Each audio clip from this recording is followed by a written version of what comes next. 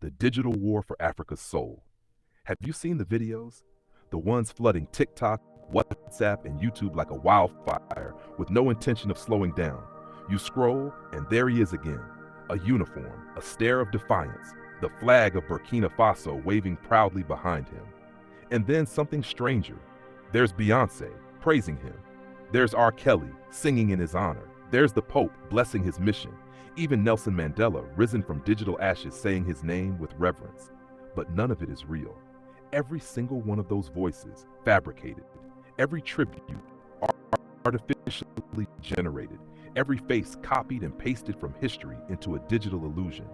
The world is witnessing a new era, and leading it is not a tech billionaire or a Silicon Valley corporation. It's a 36-year-old military captain from Burkina Faso, Ibrahim Traoré. And now the question stands tall over all of Africa like a shadow.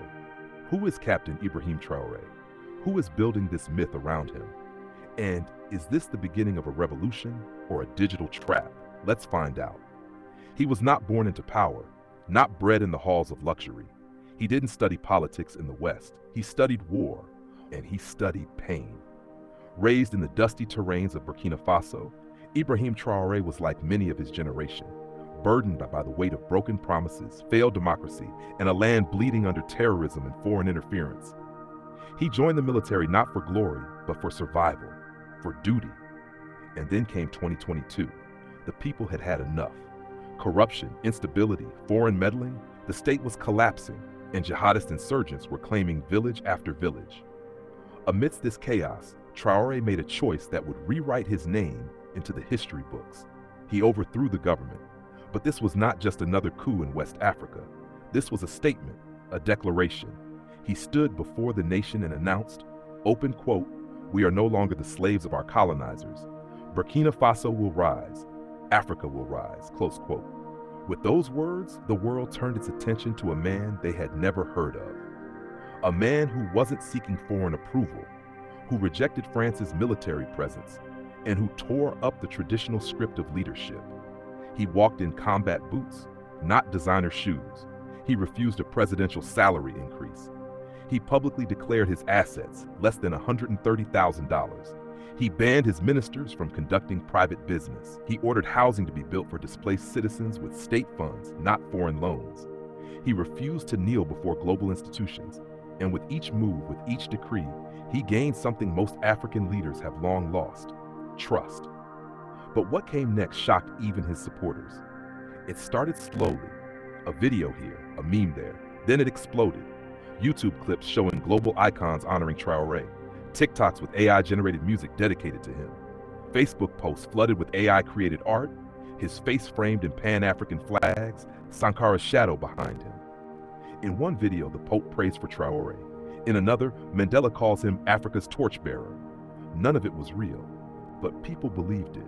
And the question no one could avoid anymore was, who's doing this and why? Dig deeper and you find more than fan admiration. This is a digital campaign, polished, persistent, and calculated. Investigations show the fingerprints of foreign influence, particularly Russian-backed networks that have become skilled in using AI, memes, and bot accounts to tilt public opinion. Channels aligned with the Wagner Group, pro-Kremlin Telegram accounts, disinformation machines operating not from Ouagadougou, but from Moscow and beyond. This wasn't a mistake. This was strategy. Create a symbol, shape a hero, build a cult. Because in modern warfare, the most powerful weapon is not a gun, it's a story. And Traoré had the perfect backstory for the digital age. Young, fearless, military, anti-imperialist, poor, African. A gold mine for viral content. Yet the most fascinating part? The people embraced it. Because for decades, Africans have been fed foreign heroes. The Obamas, the Macrons, the peace envoys, the diplomats. But Traoré was one of them. So even if Beyoncé didn't say it, the youth shared the video anyway. Even if the Pope never made the prayer, millions believed it. Because belief sometimes is stronger than truth. And while critics scream fake, supporters whisper, open quote, "So what? At least he fights for us," close quote. That's the power of narrative. Traoré is no longer just a man. He is an idea, the idea that Africa can be led by its own, that dignity can come without Western aid, that patriotism can be cool, that self-reliance is not suicide, it is salvation. But ideas, as we know, are double-edged, because behind every symbol lies danger. And the reality in Burkina Faso is not a utopia. The jihadist threat is real. Reports suggest over 60% of territory remains contested. Soldiers die, villages burn, the economy struggles, journalists are arrested, protests silenced. Multiple coup attempts have already been uncovered. Traoré is walking a tightrope, held up by the love of his people and the illusion of digital invincibility. But how long can that last? What happens when the narrative turns? What if the very AI that made him unmakes him? In the age of artificial intelligence, stories can be created in seconds. Lives can be edited. Truth is not what happened, it's what goes viral. Today, it's Traoré. Tomorrow, who? A fake Mandela could praise a tyrant. A deepfake Sankara could justify a massacre. A clone Tupac could call for blood. We're standing at the edge of a new battlefield. One that doesn't require bullets, only bandwidth. The digital war for Africa's soul has begun, and our first front line is Burkina Faso. But before we judge too quickly, let's ask why Traoré's myth even works. Because for millions of Africans, from Lagos to Dakar, Kinshasa to Nairobi, hope is a rare currency. People are tired of poverty while elites fly private, tired of fake democracy, tired of begging the IMF while sitting on gold, tired of seeing their leaders bow to embassies while their children sleep in tents. Traoré may be imperfect, but he represents a break from the chains. He speaks of Pan-African unity, not division. He honors Sankara, not Paris. He dreams of an Africa that stands tall, even if bruised, even if alone. And that resonates more than any polished Western press release. So yes, the AI videos may be fake, but the pain behind them is real. The longing for dignity is real. The hunger for heroes is real. In this moment, Traoré has become more than himself.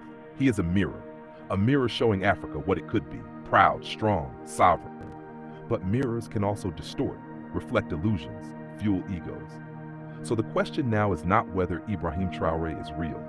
The question is whether we as Africans are ready to separate truth from fantasy, ready to support justice, not just charisma, ready to build real heroes, not digital ones. Because if we don't shape our own stories, someone else will, with fake voices, fake faces, fake love, and we'll be left dancing to a rhythm we never wrote. So, rise, think, share wisely, because Africa's soul is not for sale. Not to Paris, not to Moscow, not even to TikTok. It belongs to us, and we must protect it with our minds, with our hearts, and with our truth. If this message moves you, if you believe Africa deserves real leaders, not synthetic ones, then hit that like button. Share this message, comment your thoughts, and most importantly, don't just watch the revolution, be part of it, because this is just the beginning.